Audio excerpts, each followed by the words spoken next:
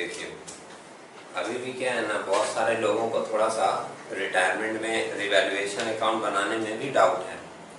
जिन लोगों को समझ में आ गया अच्छी बात है, वो लोग खुद से भी कर सकते हैं, कोई प्रॉब्लम नहीं है। ठीक है शुभम, लेकिन क्या है जिन लोगों को नहीं समझ आया उनको एक बार फिर से स्टेप बाय स्टेप बता दे रहे हैं।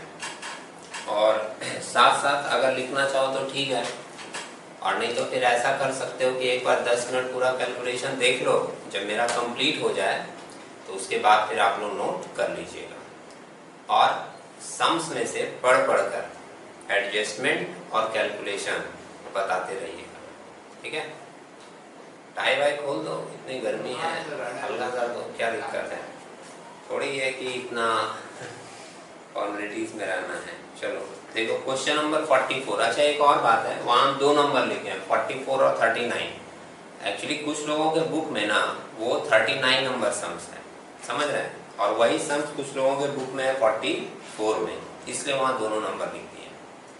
अब एक बार सम्स को पढ़ेंगे हम लोग, पहले सम्स को समझेंगे स्टार्टिंग से, क्या क्या मेंशन किया है। A, B and C are partners in a firm, मिला, sharing profit and losses in the ratio 3:2:1।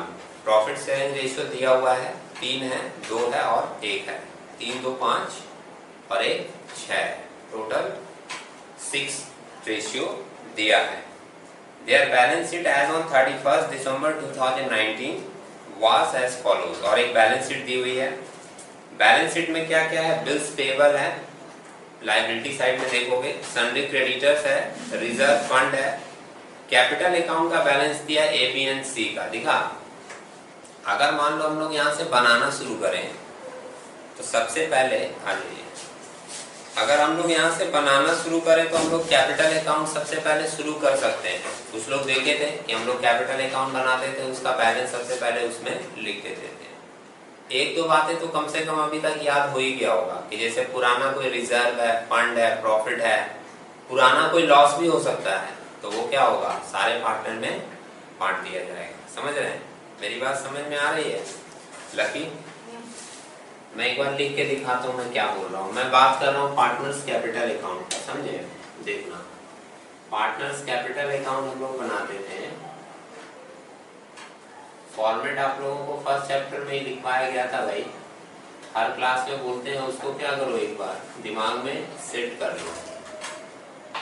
Debit side, credit side, particulars, 3 partner है ना, तो तीनों का अलग अलग कॉलम होता है, ए बी सी, सही लिखे हैं। और क्रेडिट साइड में भी जितना पार्टनर रहेगा सबका अलग अलग कॉलम रहेगा, ए बी सी। ठीक, मैं क्या बोल रहा था, मैं एक बार फिर से बताऊं, फॉर्मेट आप लोग लाइन वाइन ड्रॉ करके कीजिएगा। ठीक है, मैं क्या बोल रहा था कि अगर हम लोग सम शुरू करना चाहें तो बैलेंस शीट से भी उठा के एक दो आइटम क्या करते हैं, लिख देते हैं, और वो हर सम्स का ट्रिक है। क्या है, जैसे कैपिटल का बैलेंस दिया हुआ है वो आप लिख सकते हो, और कोई भी पुराना रिजर्व, फंड, प्रॉफिट या कोई पुराना लॉस है तो वो भी सारे पार्टनर में क्या होता है, बांट दिया जाता है। तो सबसे पहले बाई बैलेंस बीडी हम लिख दे रहे हैं, जो भी सम्स में दिया है, कितना कितना दिया है बताए कोई, बोलो शिवम। 25,000 है, 20,000 और दूसरे का 20,000 है, और तीसरे का भी 20,000 है ना, दिख रहा है ना यहाँ तक पिक्चर? ठीक है, इसके बाद एक रिजर्व फंड है। रिजर्व फंड को हम लोग तीनों में बांट देते हैं, ओल्ड रेशियो में बांट कर बताओगे, 6,000 बाय रिजर्व फंड बोलकर दिखा रहे हैं। ठीक है, अब रिजर्व फंड जो है हम लोगों का सम्स में दिया 12,000, रेशियो है 3:2:1, तो 3/6, 2/6 और 1/6 करके देंगे। तो 12,000 को जब आप बांटोगे ये आपका आ जाएगा 6,000, 4,000 और 2,000। कैलकुलेटर में कैलकुलेशन करके देख लीजिएगा, 12,000 इंटू 6/12, हाँ कितना दिया है, 3:2:1, तो 12,000 इंटू 3/6, 12,000 इंटू 2/6 और 12,000 इंटू 1/6। इसके बाद एसेट साइड में देखना, तो एसेट साइड में इंफॉर्मेशन है cash, bank, debtor, stock, machinery और लैंड एंड बिल्डिंग। ठीक है, नीचे क्या क्या एडजस्टमेंट है। एसेट्स में कोई ऐसा नया आइटम नहीं है जिसके बारे में एक्सप्लेन किया जाए, पुराने आइटम सब दिए हुए हैं, दिख रहा है ना। एडजस्टमेंट में देखोगे तो नीचे मेंशन किया on 1/1/20 C retires from the firm. C का रिटायरमेंट हुआ है। It is agreed to adjust the value of assets as follows. अब यहाँ से आपको थोड़ा रिवैल्यूएशन का एडजस्टमेंट दिखेगा। फर्स्ट वाला एडजस्टमेंट क्या लिखा है, that a provision of 5% on sundry debtor to be made for doubtful debt. Debtor के ऊपर 5% का डाउटफुल डेट क्रिएट करना है। डेटर आप ऊपर देखोगे आपको सम्स में मिलेगा, एसेट साइड में डेटर कितना दिया हुआ है 19,000, ठीक है। 19,000 का 5% निकालेंगे तो आएगा 950, 950। सुनते रहिएगा। प्रोविजन फॉर डाउटफुल डेट हम लोगों के लिए क्या है, लायबिलिटी, और पहले नहीं था, अभी आ रहा है, मतलब लायबिलिटी बढ़ा, और लायबिलिटी बढ़ता है तो क्या एंट्री होती है, या आप यही बताओ लायबिलिटी बढ़ता है तो उसको किस साइड में रखा जाता है, क्रेडिट साइड से। तो लायबिलिटी अगर बढ़ा है तो वो क्रेडिट होगा, डेबिट कौन होगा, रिवैल्यूएशन। तो हमारा एंट्री बन जाएगा रिवैल्यूएशन अकाउंट डेबिट टू पीवीडीडी अकाउंट। अगर जर्नल आपको याद है तो अच्छी बात है, और अगर याद नहीं है तो आप इस तरीके से सोच कर भी बना सकते हैं। लायबिलिटी घटेगा तो क्रेडिट होगा, डेबिट कौन हो जाएगा, रिवैल्यूएशन। और सुन लीजिएगा, क्लियर रखिएगा दिमाग में, अगर रिवैल्यूएशन अकाउंट जर्नल में डेबिट साइड में है तो पोस्टिंग डेबिट साइड में होगा। अगर रिवैल्यूएशन अकाउंट जर्नल में क्रेडिट साइड में है तो पोस्टिंग क्रेडिट साइड में होगा। ये लाइन क्लियर होना चाहिए। और इसकी सारी जर्नल हम ऑलरेडी लिखवा चुके हैं और उसका डिस्कशन क्लास भी है। अगर मान लो भूल गए होगे या देखना चाहते हो तो जाकर प्लेलिस्ट में देखिएगा, आपको रिवैल्यूएशन का जर्नल एंट्री डिस्कस किया हुआ क्लास डिस्कशन वहां पर मिल जाएगा। ठीक है, नेक्स्ट देखो, दूसरा एडजस्टमेंट क्या लिखा है, the value of stock to be depreciated by 5% and machinery be depreciated by 10%। जब कोई एसेट डेप्रिसिएट होता है मतलब एसेट्स का वैल्यू घटा। एसेट जब घटता है तो क्या होगा, क्रेडिट। एसेट्स घटता है तो क्या होता है, क्रेडिट। डेबिट कौन होगा, रिवैल्यूएशन। मतलब एंट्री बनती है revaluation account debit to assets account. इसलिए हम लोग डेबिट साइड में पुट कर देंगे क्या क्या चीज है, मशीनरी है और स्टॉक है। तो टू स्टॉक लिखेंगे। स्टॉक का वैल्यू कितना दिया हुआ है, 16,000। 16,000 है। 16,000 का 5% निकालेंगे तो आ जाएगा 800। और मशीनरी का वैल्यू कितना है ऊपर, 14,000। 14,000 का मशीनरी 14,000 है और उसका 10% लेना है भाई। तो 14,000 का 10% कितना आ जाएगा, 1400। ठीक है, नेक्स्ट एडजस्टमेंट देखिए, लिखा है the land and building be revalued at ₹30,000। ऊपर देखो एसेट्स में लैंड एंड बिल्डिंग का वैल्यू है 28,000, देखा 28 से हो गया है कितना, 30 बढ़ा।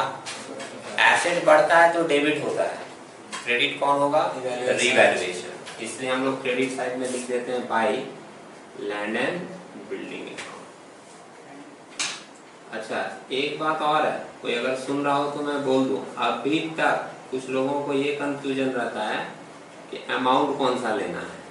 तो भैया अमाउंट वो वाला लेना है जितने का अंतर हुआ है। जैसे 28 से 30 हो गया तो अंतर कितने का हुआ, 2000 का, 2000 ले रहे हैं, समझ रहे हैं। या परसेंटेज दिया रहता है तो परसेंटेज निकाल के लेते हैं। कुछ लोग अभी भी क्या करता है, या तो नीचे वाला आइटम जितना दिया रहता है वही ले लेता है, या ऊपर बैलेंस शीट में जितना दिया रहता है वही ले लेता है। वो नहीं लेना है, पहले और अभी में जो चेंज हुआ है उस चेंज को लेना है। ठीक है, टोटल हो गया। नेक्स्ट एडजस्टमेंट देखो क्या लिखा है डी नंबर पॉइंट में, that C's capital to be closed by transferring to his loan account. मतलब जो पार्टनर रिटायर हो रहा है उसको अभी पैसा नहीं देना है, उसका पैसा कहाँ ट्रांसफर कर देना है, लोन अकाउंट में। तो हम लोग क्या करेंगे, जब टोटल करेंगे उसका कैपिटल तो उसका पैसा लोन में ट्रांसफर कर देंगे। बनाना क्या क्या है, तो नीचे बोला था prepare revaluation account, capital account of the partner and balance sheet of A and B, balance sheet of A and B the remaining partner. तीन चीजें बनानी है। कभी कभी जर्नल भी बोल देता है, हम लोग जर्नल भी इसका बनाकर ऑलरेडी देख चुके हैं। तो अभी एक एक अकाउंट करके टोटल करें। तो सबसे पहले अगर मैं इसको टोटल करूं रिवैल्यूएशन अकाउंट को, तो किस साइड में ज्यादा दिख रहा है? डेबिट साइड में। डेबिट साइड में ज्यादा दिख रहा है। 3150। 14 और 8 हो जाएगा 22, 22 और 9 हो जाएगा 31, है ना? 3150, 3150 होगा सर। इधर भी लिख देंगे 3150, जिधर ज्यादा है वो लिख दिया जाता है। यहाँ पर लिखेंगे bye partners capital account, partners capital account. Credit side में बैलेंस आना इंडिकेट करता है कि लॉस हो रहा है, सुने? और लॉस हो या प्रॉफिट किस में बांट दिया जाता है? होल्ड पार्टनर में। और किस रेशियो में बांटा जाता है? होल्ड रेशियो में। शेयर ऑफ लॉस, कितने का लॉस आ जा रहा है? 1150 का, ठीक है? इसको थोड़ा और ऊपर लिख दे रहे हैं, हमको स्पेस मिल जाएगा। 3150, इसको भी ऊपर लिख दे रहे हैं, सामने सामने लिखिएगा, ठीक है? 3150। अभी 1150 का जो लॉस है तो सम्स में रेशियो दिया है ना, उसमें बांट दो। 3/6 पहले को मिलेगा, 2/6 दूसरे में जाएगा और 1/6 तीसरे में जाएगा। कितना कितना आ रहा है? 575, 575, 383, 383, 192। 192, ठीक है? ये तीनों का हम लोगों का लॉस आ गया। और जब लॉस आता है तो वो भी ट्रांसफर कर दिया जाता है किसमें? पार्टनर्स कैपिटल अकाउंट में। तो कैपिटल अकाउंट बना रहे हैं ना, इधर क्रेडिट में है तो कैपिटल अकाउंट में जब पोस्ट होगा तो किस साइड चला जाएगा? डेबिट साइड में। इतना तो जानते ही हैं। शेयर ऑफ लॉस लिख रहे हैं हम यहाँ पर। आप शेयर ऑफ लॉस के जगह पर रिवैल्यूएशन लॉस भी लिख सकते हैं, कोई प्रॉब्लम नहीं है। सुने, शेयर ऑफ लॉस में लिखना है कितना? 575, 383 और 192, है ना? अच्छा, कैपिटल का और कोई एडजस्टमेंट सम्स में दिया है क्या? नहीं सर, कुछ नहीं ना? ना। एडजस्टमेंट तो 4 था, चारों पढ़ ही लिए थे, है ना?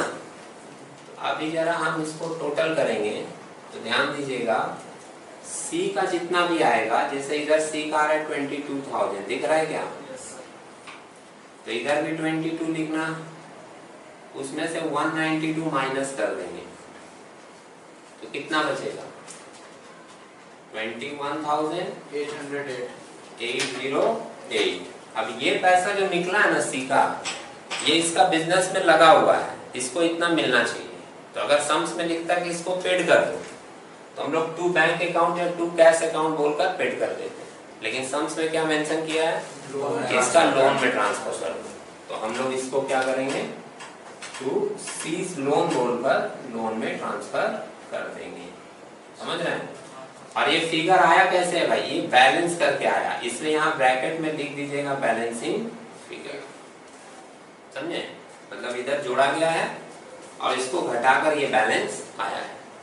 और बाकी दोनों का, एक का इधर कितना आ रहा है? 31,000 और इसका आ रहा है 24,000, दिख रहा है ना? अब इसको टोटल कर देंगे 31 और 24, और इसमें से डेबिट साइड वाला घटाकर यहाँ लिख देंगे टू बैलेंस CD। तो देखिए इसका कितना आ रहा है बैलेंस ए का? 31 में 575 घटा दोगे तो 425, 425, और दूसरे का आएगा 23,617, है ना?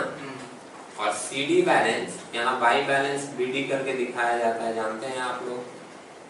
तो बाई बैलेंस BD करके दिखा देंगे 30,425, और B का 23,617। ध्यान रखना, लोन वाला बैलेंस यहाँ नहीं दिखाना है, ठीक है?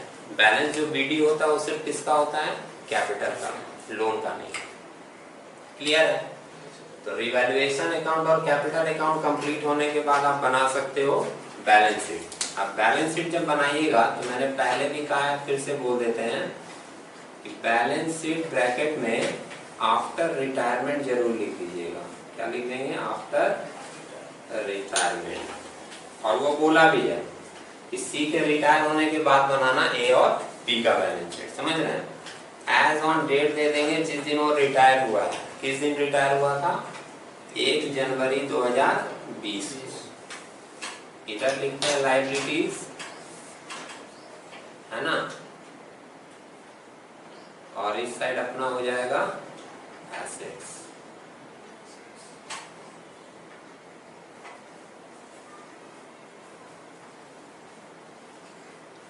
लायबिलिटीज में सबसे पहले आप लिख दोगे कैपिटल।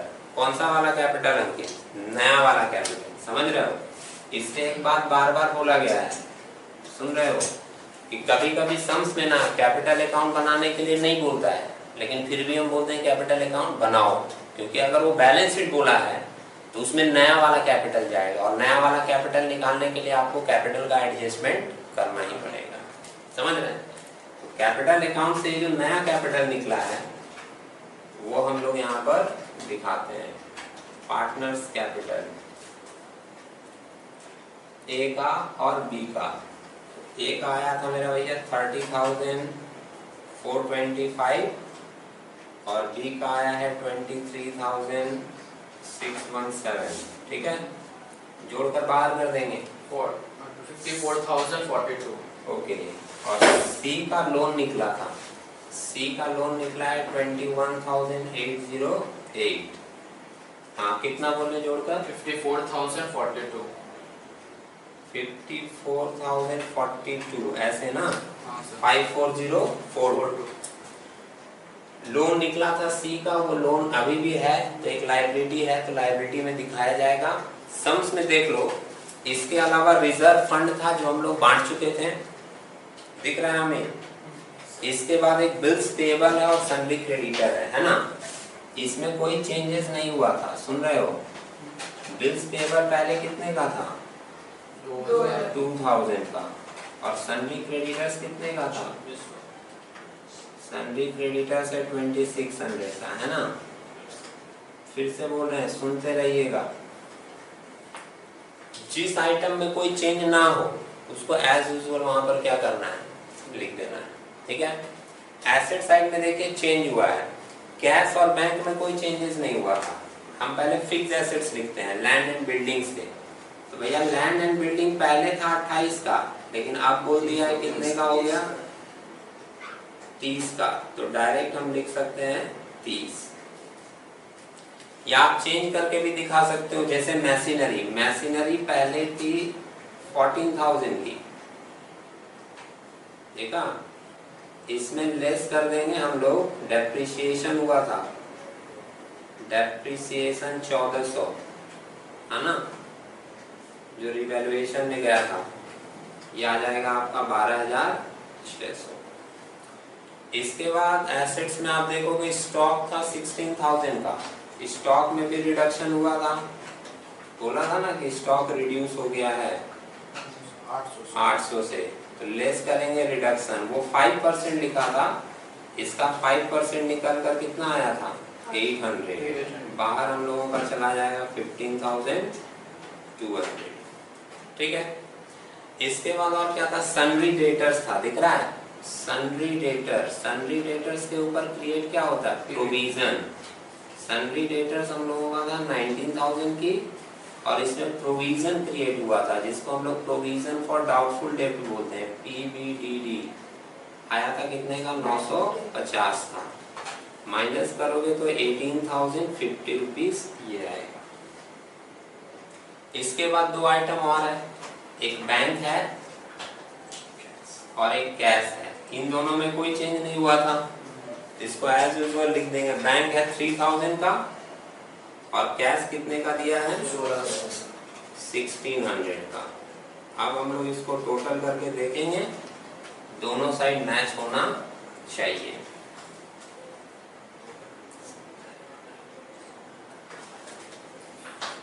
कितना आ रहा है? 80,000 450 एक तरफ। लाइबिलिटी में हाँ 80,450 दिख रहा है भाई, आप लोग भी जोड़कर चेक कर लीजिए एक बार।